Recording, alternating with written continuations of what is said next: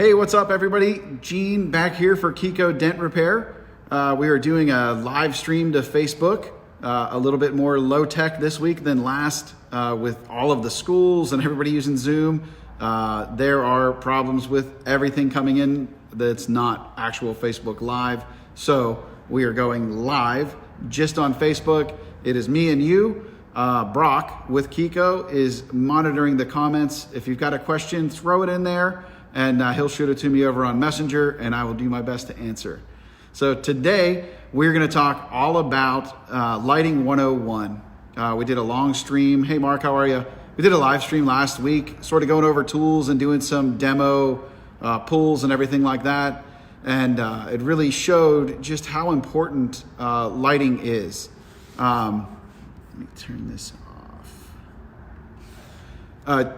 And really, if there's like a secret, even when I'm out teaching at the body shops and everything, if there's like a secret to paintless dent repair, it's that we can actually see exactly what's going on. And the light right there is part of that magic. Hey, John. Hey, Chris. How are you guys? Welcome.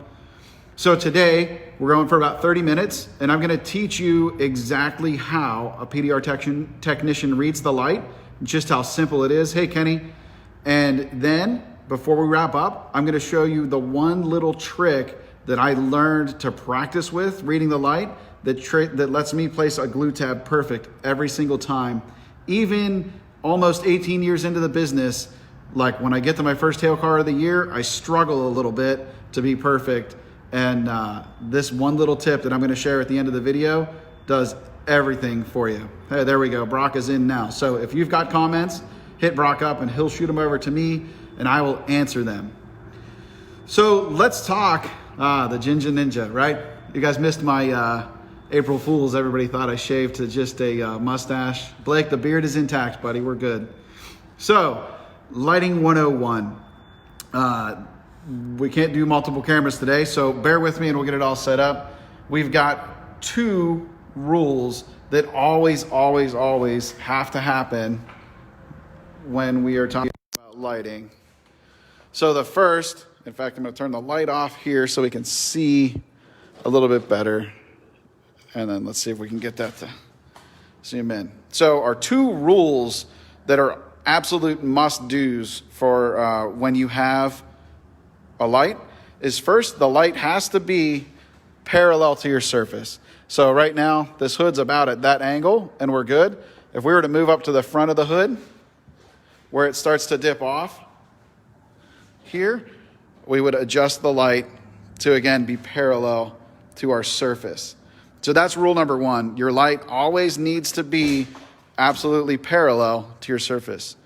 Rule number two is that we need to make sure that we are absolutely perpendicular to our light. So, right, just tee it in. If your eyes are straight into it and making a tee to the light, and your light is perfectly parallel to the panel, you're able to see everything. So let me explain why that's so important. I'm going to come over here and set up on my whiteboard.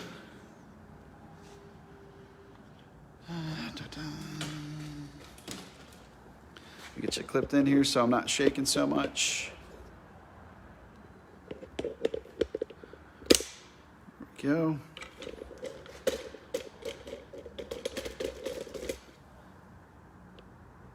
There's the whiteboard. So I'm going to speak up really loud. No questions coming in yet. So if we are looking at the cross section of a dent. So if this is a dent, we've got flat metal, and then a dent would be low, and right here. So guys, body guys, pay attention. This is the secret to PDR, right? The PDR guy comes in, and we're pushing on the dent, and you're standing back, and you're like, man, they're cranking on it, and you go over and look, and there's no tool marks, and the dent's gone, and it's perfect. And then the PDR guy leaves, and you're like, all right, I gotta try this. It looks simple. And you go in, and every time you push, every time you touch the metal, you end up with a high spot. Well, this, having your light set properly and being able to read, lets us see that. So on our dent, here, that light lets us see exactly the bottom of the dent.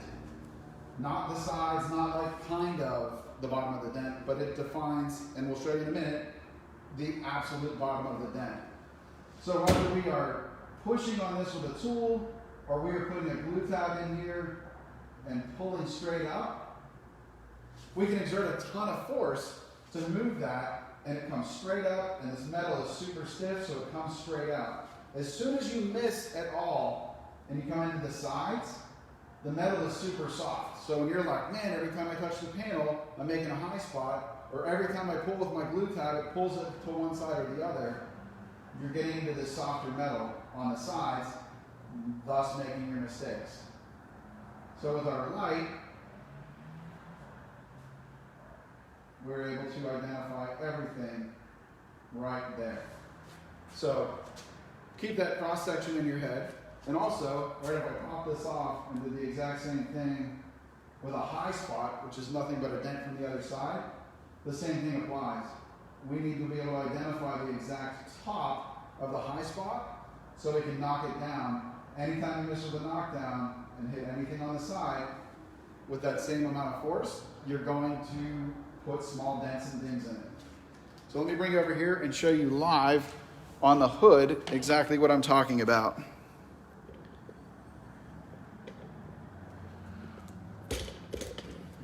Right.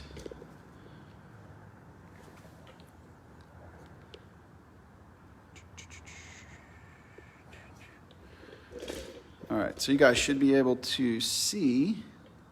Facebook will let me zoom. It won't let me zoom. We are going to talk specifically about this dent right here. So as you can see, right, for Lighting 101, that I've got the light parallel to the surface, and the camera, being your eyes, are perfectly teed into or perpendicular to the light. However, the problem we run into here, and this is the first wrong side of reading a light, is the light is actually a little bit too far away. We can see a dent, we can identify the outsides of the dent, but we can't definitively for sure see where that little V is that we just had up on the screen on the whiteboard. So that's too far away. On the other side of things, if we bring it in too close,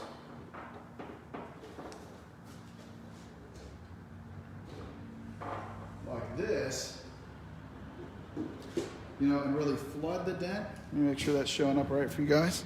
If we bring it in and really flood the dent, this one's deep enough we could make a guess that that's the middle, but we couldn't for sure say, yes, absolutely, definitively, that is the bottom of the dent. So we were just too far.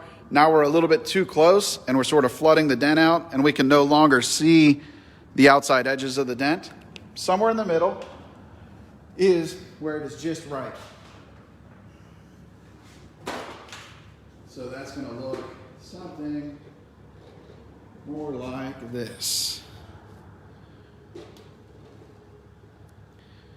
Right there. So what we're seeing there is we've got that nice gradient moving through the entire dent, right? It's not like when we were too far away and the light wasn't even getting into half of the dent. And it's not too close where we couldn't even see the outside edges. Right there, if you can put that picture, burned it into your head. Let me see if I can even make it closer for you.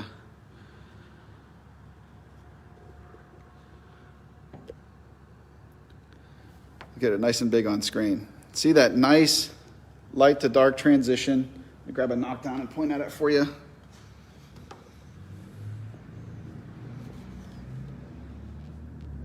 Right there in that circle, this is the picture that all PDR techs are using to see the bottom of that dent. And for all you body techs out there, that's all you need to do. Get that light set up to where you can see that exact dark to light transition. That transition right there is the definitive bottom of the dent. Now, just like I said, on a low spot, it's just as important on a high spot. So I've got an extreme high here that makes this even more important. So that is this one right here. the light pinches together.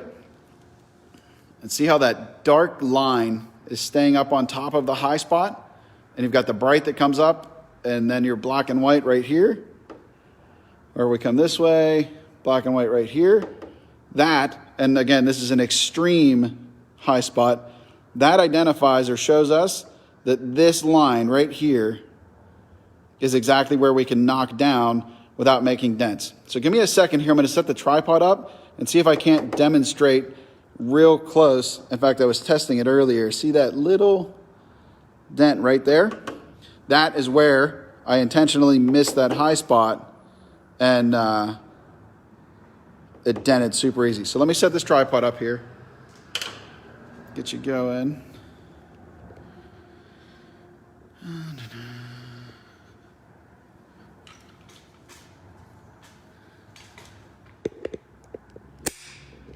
Go. Let's see if we can get this in real close for you. Right there. So the way this is set up, when I just showed you a second ago, it was dark on top. This, we're just looking at the other side of the light, is showing you that bright spot. So that means that this bright line right here is the top of our high spot. It's the top of that V. So let me grab a knockdown, or let me grab a hammer, and I'm going to show you this knockdown. You'll see how much force we can exert by knowing exactly where the top is. And then I'm going to use that same force, and I'll show you how soft that side of the metal is. So what I've got here is just our 4mm stainless knockdown, mirror finish so it doesn't mar the paint. And when I come in and I'm on the high spot, we're actually hitting pretty hard.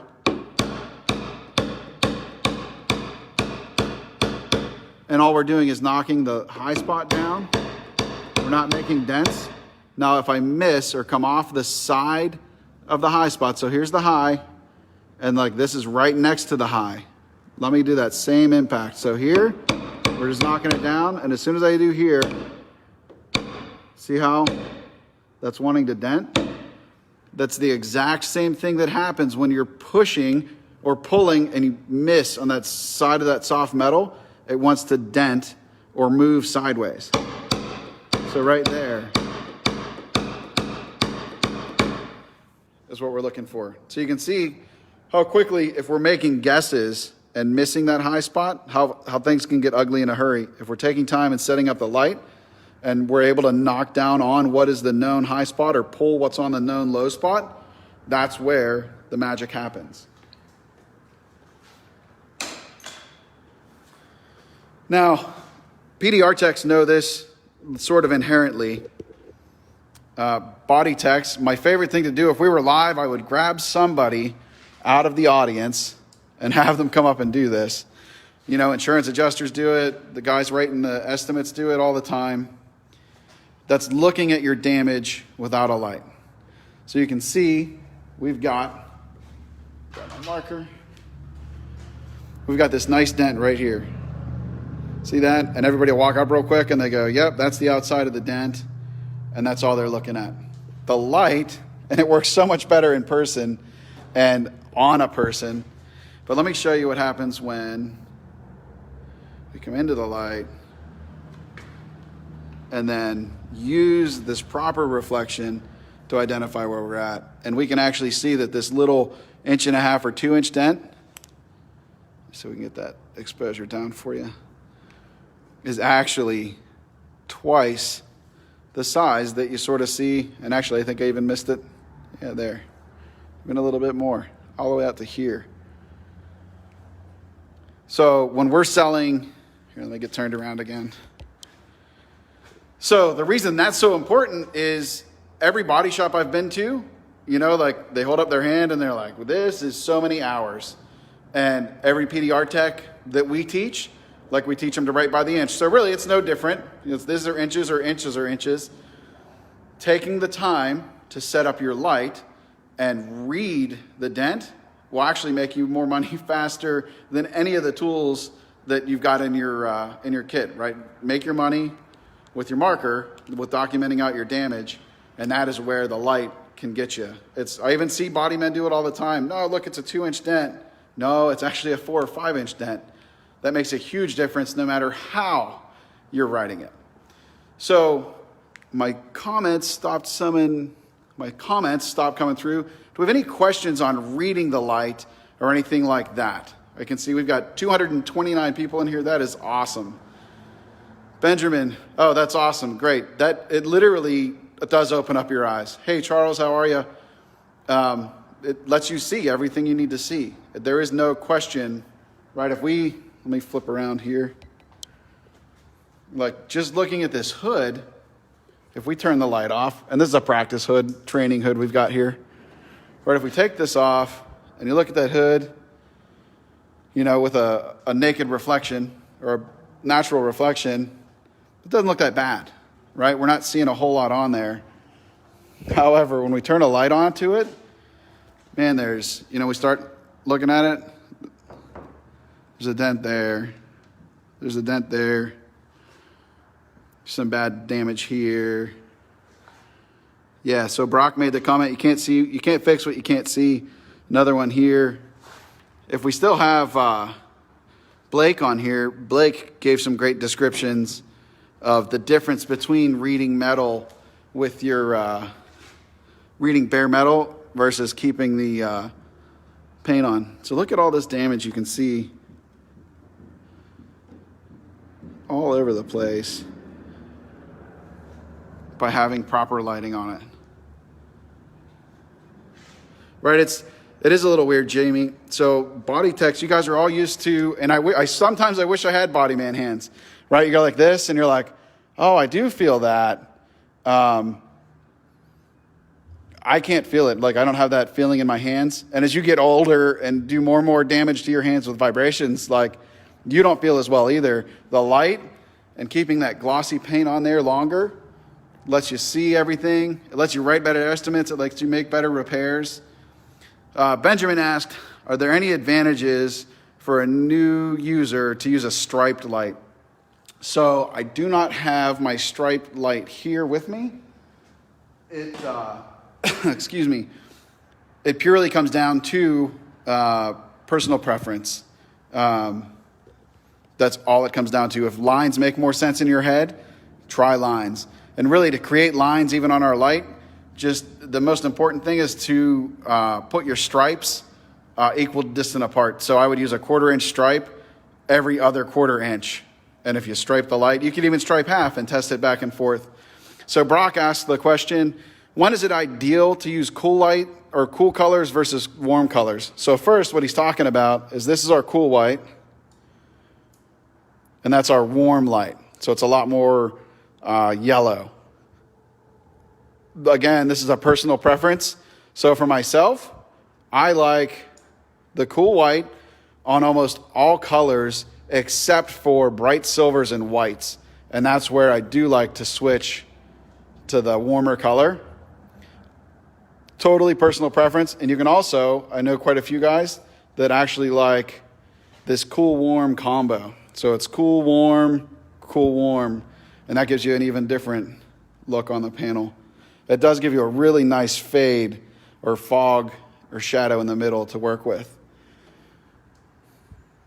So that is lighting 101. So to review or to recap real quick, always have your light parallel to your surface. So again, coming across the flat surface, we're flat. If we were up on the front of the hood, where it dips down, see how the light wants to fall off? All we do is put that light parallel to the surface we're looking at. Rule number 2 of always is to put yourself T into the light. Always look straight into it just like this. So the camera is you in this case. So we're always parallel, always perpendicular. Coming back here to this dent, that dark to light transition is exactly what you're looking for. So burn that into your eyes. When I'm out teaching in person, like I set up the light, I put a dent in like this, and I take that picture and I pass it around the whole entire room. And I'm like, listen, when you're setting up your light, that transition is exactly what you're looking for. So let me set up here. and I'm going to show you that little teaching technique that or practice technique that I came up with that I still use today, 17 years in the business, 18 years in the business almost, to make sure that my eyes are dialed in. I always struggle a little bit on my first hail car of the year. Brock's question is there an advantage to using a wider light versus a shorter light? The only thing a wider light does is gives you a bigger area. So on a dent like this, there is no real advantage. If we're working on a bigger smash or hail damage or something like that where we want to see a bigger picture, this nice 3-foot shop light that we have here is great for that bigger damage. So you can see we're not quite perpendicular. Get like right. There's perfect. See, we've got that nice, it's bright on the front and dark on the back. Here is my trick or technique that I use to practice. So it was 2011. There was a hailstorm. I had an old Mercedes that had some fairly light damage in the roof. I could not figure out how to pull the headliner myself. So my R&I guy wasn't coming. I'm looking around trying to figure out, I'm down to one dent, but it's kind of deep. It actually is kind of like this dent. And I know if I miss that I'm going to be in trouble. So Ryan's asking what's the best technique for cross-checking. So cross-checking, and Ben, this also is going to answer your question about positioning a light. Sort of, they both work the same. So when we're working this and looking at this, we're looking one direction. If you're a PDR tech and you're trying to be more efficient, it actually makes sense to use two lights. I don't have that set up here today, but we would have one over here like this. It's gonna be my bracket. So I would actually have two lights, one angled this way and one angled this way. And what I would do with that is still keep them parallel to the surface. If my stand will stop rolling. There we go. I would still keep them parallel to the surface. But as you can see, I'm no longer perpendicular. I'm no longer teed into it. You would actually just move your head and you would look this way to check. And then if the light was over here, move this way to check. That is what the cross-checking is that Ryan was asking about. Okay, Ben. So your question is over top of the damage or sideways? We'll do a quick recap on that. So early on in the video here, I showed you, so if we came in and get over top of the damage like this, like you're looking at it with overhead lights, so like that. And this is our dent right here. So you can see, even if I move the light back a little bit, right, that dent is actually deep enough that we're sort of able to see right here on camera, but in person with my eyes, it's really washing out more like, if I could show you what I was seeing, it would be more like right there, where it's like I can see the dent, but I can't identify the very bottom. So your question is over top. Over top is too close. So you actually want it back and washing across the dent, sort of like so.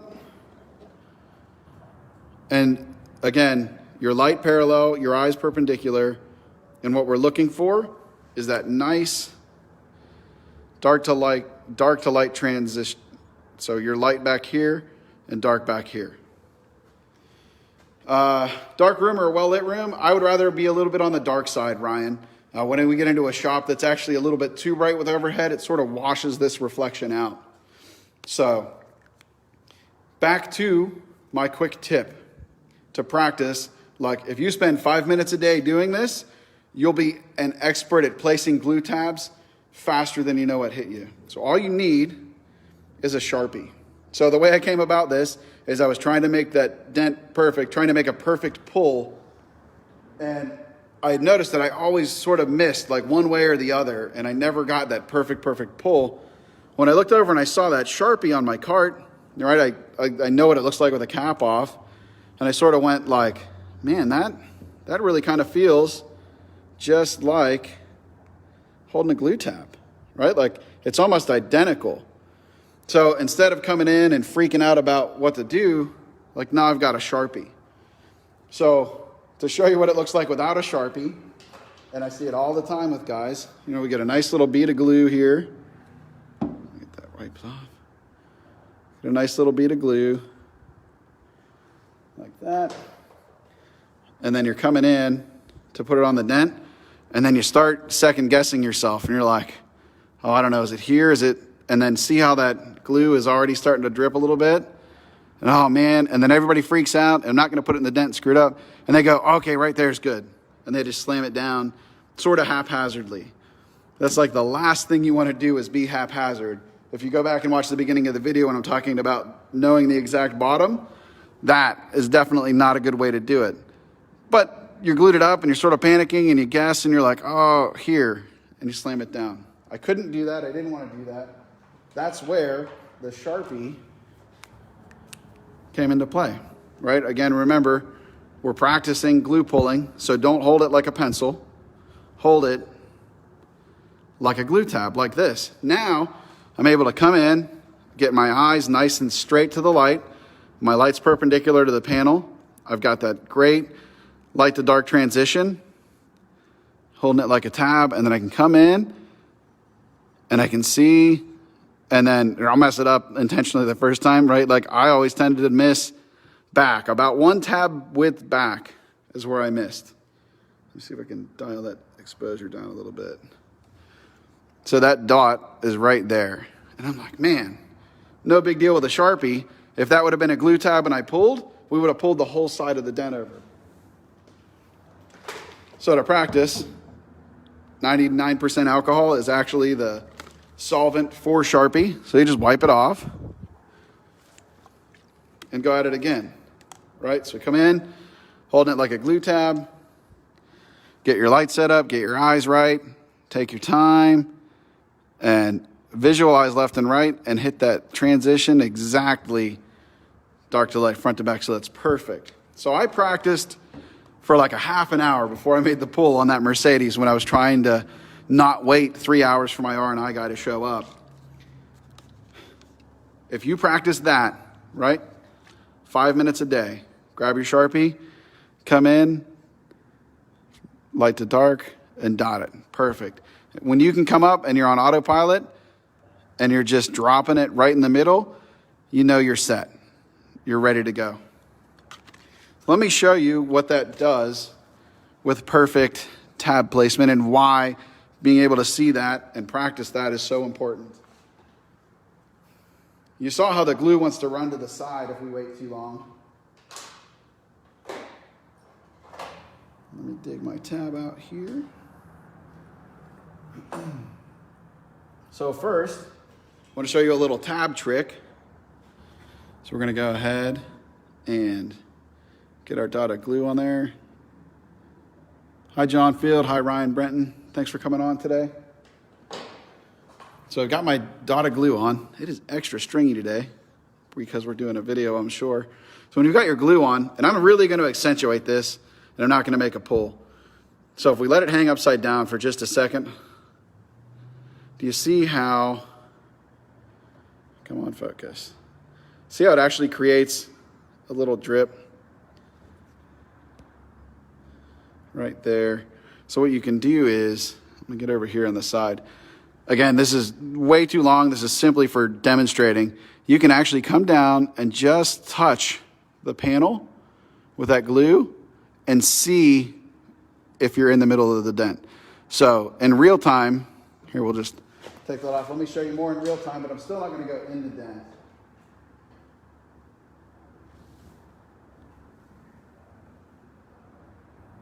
I'm going to put a little extra glue on this tab. So in real time, got my tab on. I would come over, lining up on this dent. I would touch it. Okay, I'm good, or I need to adjust, and write down and set it in a bed of glue. But now I know doing that I'm perfect. So let me show you just how quickly we can get this up. I'm not sure what language that is. Spanish maybe. If somebody can speak Spanish and wants to say what that question is, I'm happy to answer it. So let me show you. Now, this pull is going to be really, for PDR guys, this is what we do all day, every day. For the body techs in here, what I want you to think about is this dent on a blend panel where, you know, the customer's going to be mad because, well, you were painting the door, why didn't you get it? When we know, well, because we're at the back of the door and we can't blend your fender, right? I want to show you just how quickly we can get this nice ding to a blockable level. So I've got a dead center tab, 13 millimeters. I like to go about 75% of the size of the dent. So you can see just a little bit on either side. I've already wiped it with alcohol. I'm gonna give it just a tiny warm up with my heat gun to get us into like 75 to 85 degrees. That should be enough today. It's pretty warm out. Let's see where we're at. 97. So as that cools down, we'll be right into our perfect range. Get a nice, hey Dave, that article you sent me wouldn't load. Let's get a nice little bead of glue here. Remember, we got our light set up parallel. Our eyes are perpendicular. Looking for that dark to light transition. Just touch down. Yep, that looks pretty good. And then when I set my tab, I want to just set it like I'm setting it in a bed of mortar. Just the tiniest little bead of glue. It looks like you came in with a caulking gun and caulked that down. That'll set up in just about 30 seconds. We're going to use our robo lifter right here. And check our glue. We're about right. On these little tabs, if I really want to know if we're set, I just give it a little twist. As soon as that head stops wiggling at all, I know we're good and we're there. So I'm going to come on. I don't know how well you can see it, but we don't just want to go and yank and pop it off. Like, that'll just create extra work. Dustin, I'll answer that question in 1 second. So I'm just massaging the metal up. And what I'm looking for is, let me point here with my knockdown. What I'm looking for is I'm watching right next to the tab on either side. As soon as it goes completely flat or starts to pinch just a little bit, I know that we've pulled enough. And any pulls beyond there are just creating more work. So that should be about enough. Let me show you. I have to move the camera. Let's get this off the tripod. So looking on either side of the tab, see how it's nice and flat, maybe just a tick high. That is about a perfect pull. Let me get you back on here. Lock that in. Now, to take these tabs off, the last thing you want to do is push on the side, right? Pushing on the side just stresses the neck out. It chances breaking the tab. It also, this glue adheres so well that if we push and try to pop this off, can actually push a dent in there. Let's hit it with a little bit of alcohol, and then I will stick this on and lift it just to release. And that's how fast that 99% alcohol works. These glues off of here.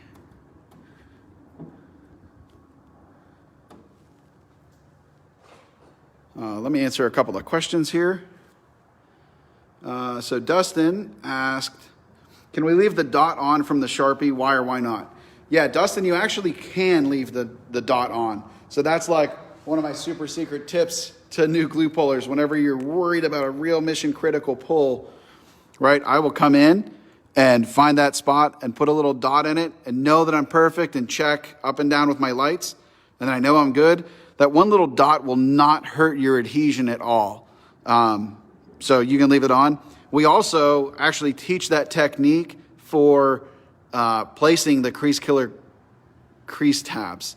You need to be perfect on those. We will actually draw, we'll actually draw a Sharpie line through the middle of the crease. So when we come in with our tab to set it down, we can actually see exactly where we're going. Dave asked, Would an estimator need to know how to read the light as well? Yeah, Dave, we went over that a little bit ago and talked about and showed how much detail the light will actually show. So your natural reflection, in fact, if you look at all these marks we've got all over the hood, we looked at the hood with just natural reflection, and then we turned the light on and circled everything we could see, and it was all there. David Tollett asked what kind of glue we're using. Today I'm using our collision glue, so that's the Cam Auto glue. And Dave, we answered your question. So back to our glue pull here. So other than me flapping my gums a little bit, right, we're only one pull in, and I told you it dries in about 30 seconds. So I'm going to say we've got a minute and a half into this dent so far. Time for a new marker. This is our dent right there. See that little high spot? It's definitely a little too high for a block. Sorry about that. Forgot to turn airplane mode on. I will come in here, use our Black Swan with the R4 tip. I'm going to come in and just a couple of taps.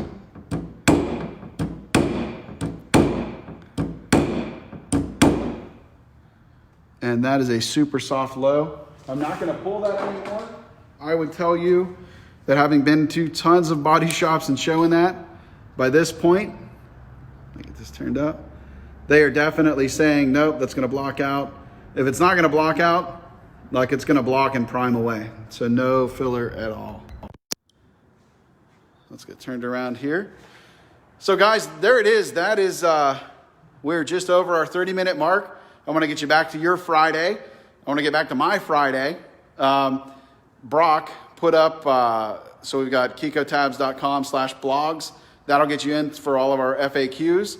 We've also got a couple events coming up. So if you buy a kit, either the level 1 or level 2 kit, for now, until probably April 15th, I guess, that will come with a free 4-hour virtual training with me, live on the internet, not on Facebook, but in Zoom.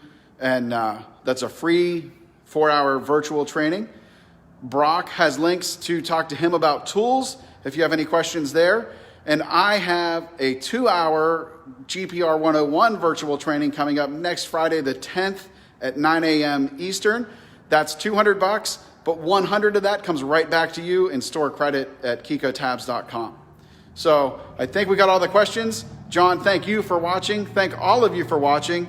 Listen, stay safe, stay healthy, and we'll see you next Friday back here for another GPR Live on Facebook. You guys have a great weekend. We'll see you.